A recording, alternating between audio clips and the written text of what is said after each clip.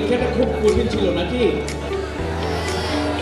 গবেষণা করতে গিয়ে আমি যেটা দেখেছি, ওয়াটসন এন্ড ক্রিক ডিএনএর যে মডেল টেস্ট আমাদেরকে উপস্থাপন করেছেন, তার মধ্যে একজন ফিজিসিস্ট আর একজন বায়োলজিস্ট, মূলত কেমিক্যাল বায়োলজিস্ট। এটা বলতে হবে টাইটেলের নাম অ্যাকচুয়ালি ছিল ভূতের ফিজিক্স। বলতে দেখে ভূত জিনিস আমি তোমার সাথে পুরা আর মোহাম্মদ আসলাম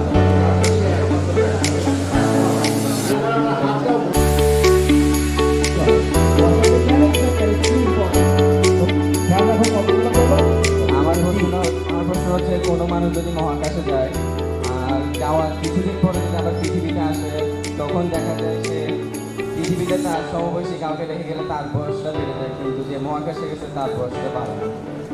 এটা শুনে কেন হয়? ঘড়ি যখন চলতে থাকে, চলমান ঘড়ি দেখছে তার সাপেক্ষে না।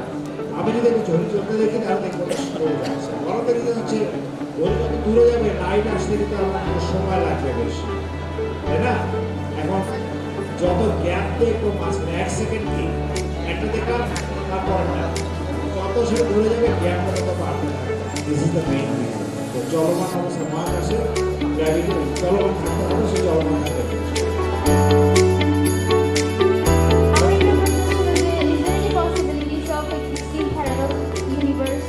থাকতে পারে। Can we actually travel back there? Or আর সেখানে কি এমন কোনো মানুষ থাকতে পারে that's exactly like me and you? We're having a conversation. ইউনিভার্সের বাই ডেফিনিশন ইউনিভার্স কিন্তু একটা স্ট্যাটিক না, ইউনিভার্সের কিন্তু একটা হিস্ট্রি থাকে। তো যদি তুমি ওই প্যারালাল ইউনিভার্সের সো কল্ড প্যারালাল ইউনিভার্সের পিপলের সাথে ইন্টারঅ্যাক্ট করো, by the very definition of the universe it means that entity is in your universe. So parallel universe-এর সাথে কোনো এই ইউনিভার্সের কোনো ইন্টারঅ্যাকশন হওয়ার সম্ভব নয়। আমি পড়েছি black hole space time infinity curve হয়। Is it true? ব্ল্যাক হোলের যদি ইনফাইনাইট কার্ভেচারটা তার যে প্রসিডিওর যেটা আছে, যে এফেক্ট হবে, সেটা একটা ফোটন স্ফিয়ার তৈরি করবে।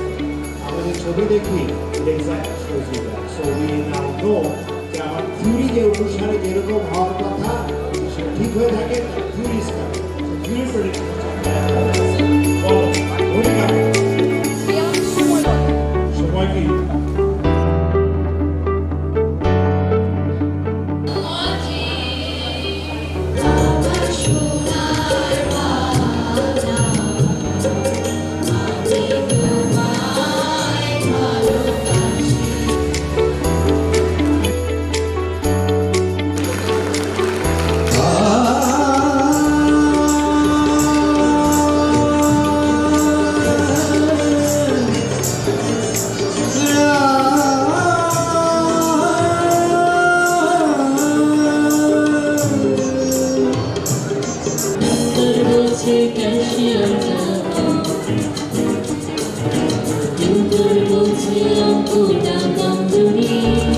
তো গত 14ই জানুয়ারি আমার অ্যানিভার্সারি ছিল। আমি বাকি পুরুষদের মতো না, আমি অ্যানিভার্সারি ভুলি নাই। এবং আমার ওয়াইফের জন্য আমি গিফট হিসেবে যেটা নিয়ে গেলাম সেটা হলো, তাকে আমি বোঝাতে চাইলাম, দেখো বাকিদেরকে মানে তোমাকে যখন আমি মাথার টাচ করে রাখি তখন আমি বাকিদেরকে রাখি পায়ের নিচে। এমনকি লিওনার্দো দা ভিঞ্চির যে মোনালিসা, সেও কিন্তু আমার পায়েই থাকে।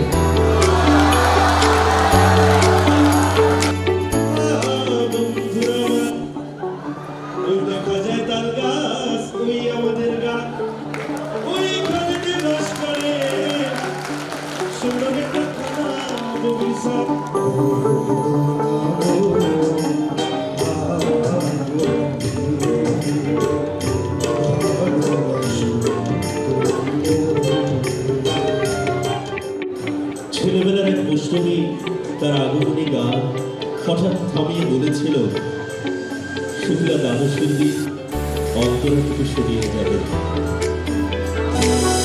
তুমি কেন এত আছে